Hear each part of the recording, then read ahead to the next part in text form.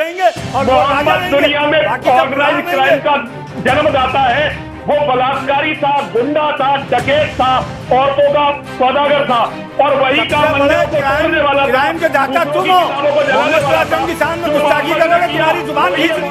सत्ता हासिल करने के लिए अगर औरतों का बलात्कार करना हो तो वो जायज़ है। ये सावरकर ने अपनी किताब में लिखा है और कहा कि शिवाजी बर्दाश्त नहीं करेंगे और हमारी डिमांड है कि जल्द से जल्द उस पर सख्त से सख्त कार्रवाई की जाए और हो सके तो उसे फांसी की सजा दी जाए। नमस्कार आदाब, मैं रज़ा अंसारी। नरसिंहानंद का जो बयान है प्रॉफिट मोहम्मद के खिलाफ, मुझे लगता है सिर्फ मुसलमान नहीं, देश का कोई भी व्यक्ति उस बयान को सपोर्ट नहीं कर सकता। जिस तरह से प्रॉफिट मोहम्मद के ऊपर लगातार बदज़बानियाँ की गई या प्रॉफिट मोहम्मद के खिलाफ गंदे भाषाओं का प्रयोग किया गया, तो उस पर मेरे साथ वली रहमानी है, सोशल एक्टिविस्ट है और अपने बेबाक बयान के लिए जाने जाते हैं। तो वली, जिस तरह से नरसिंहानंद ने प्रॉफिट मोहम्मद के खिलाफ बदज़बानी की, ये सिलसिला कब तक चलेगा? कब तक मुसलमानों के बिलीफ के साथ खिलवाड़ होता रहेगा? देखिए, बहुत बहुत शुक्रिया, आपने ये सवाल मुझसे पूछा और आपने मेरा इंटरव्यू लेने के लिए आप यहाँ तक आए हैं और बहुत खुशी हुई मुझे इस बात को लेकर। अब देखिए, ये है, ऐसा है कि मेरे दोस्तों ने मुझे बताया कि नरसिंहानंद सरस्वती ने नबी सल्लल्लाहु अलैहि वसल्लम के शान में गुस्ताखी की है और उन्होंने कई सारे बयानात दिए हैं। मेरे दोस्तों ने मुझे लिंक भेजा कि लिंक पे जाकर वीडियो देखो। कई दोस्तों ने वीडियो डाउनलोड करके मुझे भेज दिया कि देखो और इसका जवाब दो वली, हमें कुछ करना है। मेरी हिम्मत नहीं हो रही थी देखने के लिए, पर मैं जब ये वीडियो खोला तो पूरी वीडियो देख नहीं पाया। जब जिस तरह के वो बयान कर रहे थे ये लोग और ये नापाक, ये गंदे लोग जिस तरह नबी सल्लल्लाहु अलैहि वसल्लम के बारे में बयान दे रहे थे, मेरी हिम्मत नहीं हुई कि मैं पूरी वीडियो देख सकूं। एक दो दिन मुझे लग गया कि मैं पूरी वीडियो देख पाऊँ, पहली बात तो ये है। और जो हमारे नॉन मुस्लिम भाई हैं उनको ये बात बता दूं मैं और ये समझ लें कि अगर आपकी माँ को कोई आपके सामने गाली दे और गंदी गंदी गाली दे और कहे, मैं गाली ज़बान पे लाना नहीं चाह रहा, कि आपकी माँ को कोई बहुत गंदी गाली दे, तो आप उस वक्त क्या करेंगे? क्या आप अपने आप को बर्दाश्त कर पाएंगे? क्या आप अपने आप को कंट्रोल कर पाएंगे? नहीं कर पाएंगे। तो हर एक मुसलमान जो इस दुनिया पर, इस ज़मीन पर है, उसके लिए यह कानून है कि वो इंसान, वो मुसलमान अपने माँ बाप से ज़्यादा, अपने बच्चों से ज़्यादा, भाई बहन से ज़्यादा, सारे जानने वालों से ज़्यादा अपनी ज़िंदगी में किसी से मोहब्बत करता है शिद्दत वाली, तो वो कोई और नहीं बल्कि मोहम्मद सल्लल्लाहु अलैहि वसल्लम, प्रॉफिट मोहम्मद हैं। तो जो इंसान माँ बाप की गाली नहीं बर्दाश्त कर सकता और मुसलमान माँ बाप से ज़्यादा, भाई बहन से ज़्यादा प्रॉफिट मोहम्मद से मोहब्बत करता है, तो वो नबी की शान में गुस्ताखी और गाली कैसे बर्दाश्त कर सकता है? अब आप देखें, मैं किस तरह बयान करूं कि मैं किस तरह, कितनी मुश्किल के साथ ये पूरी वीडियो देख पाया। और एक वीडियो नहीं बल्कि तीन वीडियोस हैं इनके, जहाँ नबी की शान में गुस्ताखी कर रहे हैं और कई सारी गंदी गंदी बातें कही। उनमें से एक गंदी बात उन्होंने ये कही कि मैं ज़बान में लाना नहीं चाह रहा हूँ, पर मैं चाह रहा हूँ कि लोग समझें। उन्होंने ये कहा कि नबी सल्लल्लाहु अलैहि वसल्लम औरतों के सौदागर थे। नाउज़ुबिल्लाह। जब मैं ये कह रहा हूँ, मैं ये अल्लाह से दुआ है कि मैं कहते हुए मर जाता, काश मेरी अल्लाह रूह निकाल लेते मेरे जिस्म में से। पर ये लोगों को बताना ज़रूरी है कि ये कैसी बात है, आप बलात्कार, आप रेपिस्ट, ऐसे शब्द इस्तेमाल कर रहे हैं हमारे नबी के बारे में। ये क्या देश आ गया? आज हम किस देश में रह रहे हैं? मुसलमान कहता है कि कानून बचा लेगा, संविधान बचा लेगा हमें, ऐसा मैं भी कहता था। सेक्शन 295A, 153A IPC का ये कहता है कि किसी भी मज़हब के बारे में आप बुरा भला बोले तो आपको जेल जाना है, आपको पुलिस उठाकर ले जाएगी। कोर्ट जो है सुओ मोटो कॉग्निजेंस लेना चाहिए। आज 2-3 हफ्ते हो गए हैं इस बयान को दिए हुए, आज भी वो इंसान खुले में फिर से बयान दे रहा है, खुले में घूम रहा है, कोई उसके ऊपर कार्रवाई नहीं, कोई FIR नहीं। तो मुसलमान, क्या इस देश में कानून सिर्फ मुसलमानों को जेल में डालने के लिए है? मुसलमान के हक में कानून नहीं है इस देश में? कैसी बातें कर रहे हैं? नबी कह रहे औरतों का सौदागर, कह रहे इनका एजेंडा है लव जिहाद, इनका एजेंडा है कि हिंदुस्तान के हिंदू औरतों को अपना रखेल बनाना। इनको मालूम भी है नबी सल्लल्लाहु अलैहि वसल्लम ने क्या कहा। उन्होंने कहा कि एक शादीशुदा मर्द अगर किसी दूसरी औरत के ऊपर नज़र उठाकर देखे तो वो हराम है, सिर्फ नज़र उठाकर देखे। और घूरना, पीछा करना, जिसको आज के टर्मिनोलॉजी में हम स्टॉकिंग कहते हैं और बहुत कूलली कहते हैं, I was stalking somebody on Facebook, Instagram, मैं स्टॉक कर रहा था। और जो लीगल टर्म में स्टॉकिंग 354D, नबी हमारे इंडियन पीनल कोड में 354D स्टॉकिंग 2013 में ऐड हुआ। हमारे नबी प्रॉफिट मोहम्मद ने 1400 साल पहले कहा स्टॉकिंग इज़ हराम, ये शादीशुदा मर्द के लिए। और जो नौजवान लड़का है जिसकी शादी नहीं हुई, नबी ने कहा कि अगर वो जिना करता है, अगर वो शादी से पहले इंटरकोर्स करता है, सेक्सुअल इंटरकोर्स, तो उसको 80 कोड़े पड़ने चाहिए। 80 छड़ी नहीं, 80 डंडे नहीं, 80 कोड़े पड़ने चाहिए। नबी ने ये कहा। एक कोड़ा पड़ जाए आज के किसी इंसान को तो उसका जहन दुरुस्त हो जाए। तो क्या वो नबी जिसने कहा कि आप शादी से पहले जिना नहीं कर सकते, सेक्सुअल इंटरकोर्स नहीं कर सकते, शादी में रहकर सेक्सुअल इंटरकोर्स नहीं कर सकते, वो हराम है, उसके 80 कोड़े सज़ा है, क्या वो नबी रेप करने को कभी जस्टिफाई कर सकते हैं? क्या वो नबी लव जिहाद का एजेंडा चला सकते हैं? नाउज़ुबिल्लाह। और ये शरीयत का कानून है, सबको पता है कि रेपिस्ट का सज़ा शरी कानून में, शरीयत में वो सज़ाए मौत है। और रेप चाहे मुस्लिम का हो या नॉन मुस्लिम औरत का अगर आपने रेप किया, बलात्कार किया तो सज़ाए मौत है। ये नबी का कानून है, ये प्रॉफिट मोहम्मद का कानून है। और ये कौन सी इस्लाम पढ़े? ये अपने मज़हब को नहीं पढ़े, इस्लाम की बात कर रहे हैं ये लोग। इन्होंने अपने मज़हब को नहीं पढ़ा। राज ठाकरे ने कहा, मैं नहीं, राज ठाकरे जो एक वक्त में हिंदुत्व का आइकन था, उसने कहा कि हिंदुस्तान को अगर रेप से बचाना है और हिंदुस्तान में रेप रोकना है तो शरीयत कानून नाफिज करना है, यहाँ पर कि सज़ाए मौत दे। शरीयत कानून उन्होंने कहा, शरिया कानून का ये एस्पेक्ट हिंदुस्तान में लागू करना, ये राज ठाकरे ने कहा। महात्मा गांधी ने 1937 में कहा अपने कांग्रेस के सेशन में कि अगर तुम्हें गुड गवर्नेंस सीखना है और अच्छे तरह से देश चलाना सीखना है, उमर बिन खत्ताब, खलीफा उमर की ज़िंदगी को उठाकर पढ़ो। और खलीफा उमर किसके खलीफा थे, किसके फॉलोअर थे? प्रॉफिट मोहम्मद के। और आज ये कुलदीप सिंह सेंगर तुम हमें कह रहे हो, हमारे नबी को कह रहे हो, नाउज़ुबिल्लाह, और हम बर्दाश्त कर रहे हैं। शर्म की बात है, देश की कानून अंधी हो गई है, शर्म की बात है। कोई एहतजाज नहीं रास्ते पे। कुलदीप सिंह सेंगर बीजेपी एमएलए, ये क्या प्रॉफिट मोहम्मद का फॉलोअर था? ये किसका फॉलोअर था? मैं दुआ करता हूँ काश प्रॉफिट मोहम्मद का फॉलोअर होता तो रेपिस्ट नहीं होता, जेल में नहीं होता।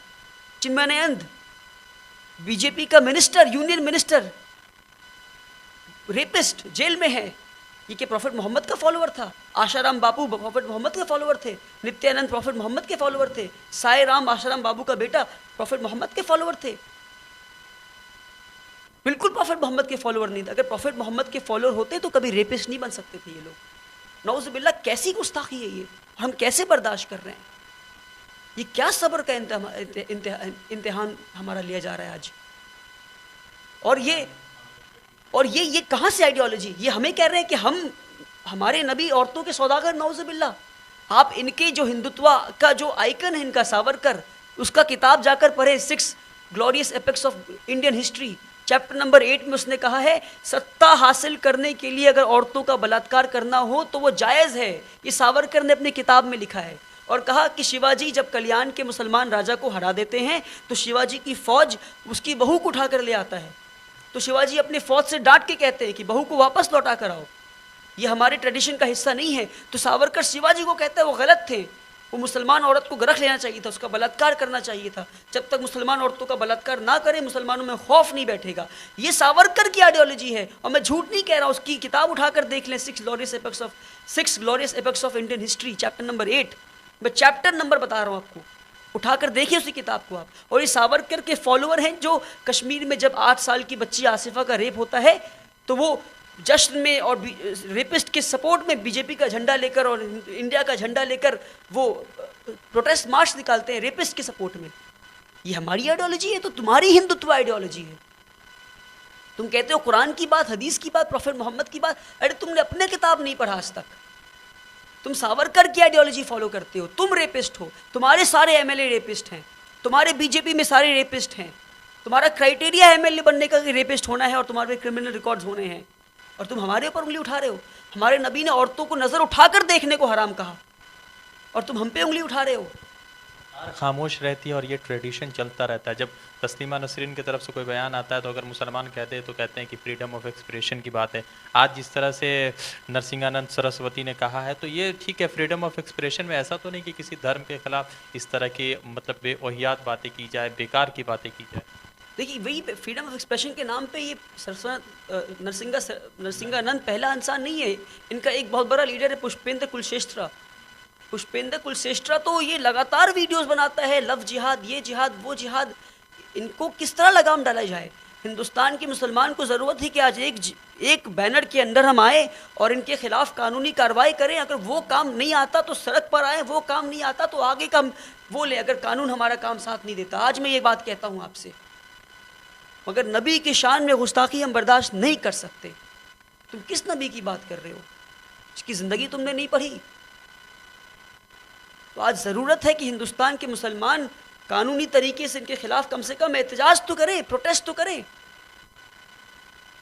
अब प्रोटेस्ट भी नहीं कर रहे हम, FIR भी नहीं कर रहे हम, कानून काम नहीं आए तो उसके बाद हम अगला स्टेप लिया जाए। इस तरह से कहा कि भाई इस पर बयान होना चाहिए, तो उल्टा अमानतुल्लाह के खिलाफ FIR रजिस्टर्ड होता है, मगर नरसिंहानंद वही मैं कह रहा हूँ, आज क्या हमारा कानून है, ये हमारी एक अलार्मिंग वो है, वक्त है।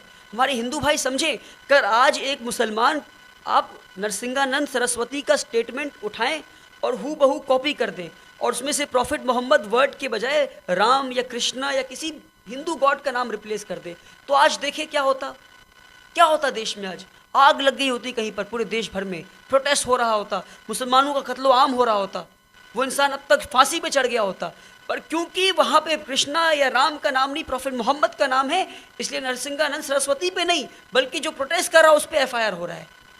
तो आज वो वक्त ना आ जाए कि मुसलमान देश के संविधान पे से और IPC पे से अपना भरोसा खो दे। और लिबरल पता नहीं कहाँ गायब हो जाते हैं, ये सो कॉल्ड लिबरल कहाँ गायब हो जाते हैं, और कम्युनिस्ट, लेफ्टिस्ट और मार्क्सिस्ट ये कहाँ गायब हो जाते हैं मुझे पता नहीं। और इन पे जो भरोसा कर रखा था हमने, ये यहाँ पे एक्सपोज हो जाते हैं ये लोग, कि अगर इनके मार्क्स के खिलाफ आप बात कर दो तो ये जो है एकदम गर्म हो जाते हैं। प्रॉफिट मोहम्मद के खिलाफ आप बात कर दें तो फिर कहते हैं freedom of speech, freedom of expression. Freedom of speech नहीं है। फ्रीडम ऑफ स्पीच कब है, फ्रीडम ऑफ एक्सप्रेशन कब है? जब किसी पे जुल्म हो रहा हो, उस जुल्म को रोकने के लिए आवाज़ उठाते हैं, वो फ्रीडम ऑफ स्पीच है। किसी को जलील करने के लिए आप बात कर रहे हैं, वो फ्रीडम ऑफ स्पीच नहीं है। किसी का हक दिलाने के लिए आप बात कर रहे हैं, वो फ्रीडम ऑफ स्पीच है। किसी के नबी को, किसी के दिल को ठेस पहुंचाने के लिए बात कर रहे हैं, वो फ्रीडम ऑफ स्पीच नहीं है, वो एक्सप्लॉयटेशन ऑफ स्पीच है। और एक्सप्लॉयटेशन ऑफ स्पीच को हम बर्दाश्त नहीं करेंगे, गुस्ताखे रसूल को हम बर्दाश्त नहीं करेंगे। और हमारी डिमांड है कि जल्द से जल्द उस पर सख्त से सख्त कार्रवाई की जाए और हो सके तो उसे फांसी की सज़ा दी जाए। अगर नहीं दिया जाता तो मैं ये कहता हूँ कि हिंदुस्तान के मुसलमानों का पेशेंस टेस्ट ना करें आप। ये वो लोग हैं जो देश को आज़ाद कराने के लिए अपनी जानें कुर्बान कर दी, तो क्या नबी के लिए अपनी जान कुर्बान नहीं कर सकते ये लोग? उम्मीद करते हैं मेरी बात मेरी नॉन मुस्लिम भाई और मुसलमान भाई तो पहुंची होगी, उन्हें समझ में आया होगा कि ऐसे लोगों का इलाज करना ज़रूरी है। और आप एक और छोटा एग्जाम्पल, आज ये मुसलमान के पीछे आ रहे हैं। अभी 3 दिन पहले का न्यूज़ है कि दिल्ली में साईं बाबा का मंदिर तोड़ दिया। साईं बाबा के मंदिर में घुसकर साईं बाबा का आइडल तोड़ दिया। साईं बाबा भी तो हिंदू अपना आस्था मानते हैं उनमें। ये कहते साईं बाबा मुसलमान थे, और ये न्यूज़ है, साईं बाबा मुसलमान थे, जिहादी बोलकर उनका आइडल तोड़ दिया इन्होंने। तो ये किसी के नहीं हैं, ये एक ट्रेंड चल रहा है। बस ये पावर और सत्ता के लोग हैं, बस इन्हें, ये पागल लोग हैं, ये एक्सट्रीमिस्ट लोग हैं। ये ना हिंदू हैं, ये सावरकर की आइडियोलॉजी फॉलोअर है, ये हिटलर की आइडियोलॉजी के फॉलोअर्स हैं। आज साईं बाबा, कल सिख, कल क्रिश्चियन, जूस, सबके पीछे आएंगे ये लोग अगर इनका इलाज नहीं किया गया। तो लगातार जिस तरह से नरसिंहानंद सरस्वती के बयान से जिस तरह से मुसलमानों के अंदर एक जो है आप कह सकते हैं गुस्सा है, और गुस्सा होना वाजिब बनता है, क्योंकि आप किसी के धार्मिक चीज़ों को लेकर, किसी को बिलीफ को लेकर और प्रॉफिट के लेकर जिस तरह से बयानबाजी करते हैं, तो कोई भी व्यक्ति होता, अगर कोई मुसलमान किसी हिंदू के खिलाफ किया होता तब भी यही होता। मगर अभी सारे लिबरल सो रहे हैं, सारे लिबरल जो है अभी सोने की बात कर रहे हैं, फ्रीडम ऑफ एक्सप्रेशन की बात करते हैं। अब सवाल ये उठता है कि कानून को चाहिए कि ज़्यादा से ज़्यादा जल्दी से जल्दी इस पर जो है कोई कठोर कार्रवाई करे, ताकि इस तरह के लोग जो कॉम्युनल हार्मोनी को ब्रेकअप कर रहे हैं, जो तोड़ रहे हैं, उनके खिलाफ कार्रवाई हो सके। जुड़ते दूसरे अपडेट के साथ, धन्यवाद।